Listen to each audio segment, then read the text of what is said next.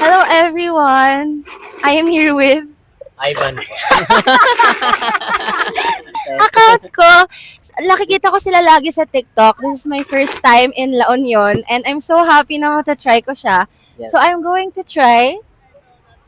French vanilla. Taga saan po kayo? Taga Makati. Yung layo. So ang ginawa namin is nag-travel kami ng 12 o'clock. In the midnight.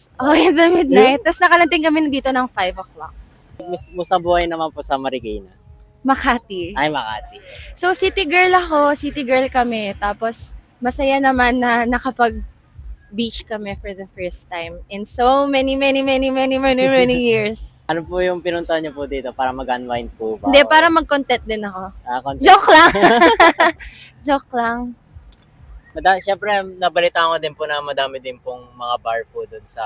Oh, excited kami later matry yung Flotsam and Jetsam. Ang galing naman. So, ma'am, ito na po yung French vanilla. Yeah. Po, may coastal cupping tradition po tayo. I-stir nyo muna po yung deep stir po.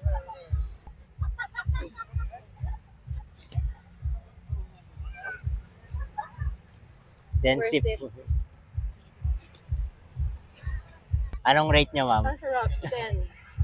Then 10 stroke out po. of 10. Ang sarap.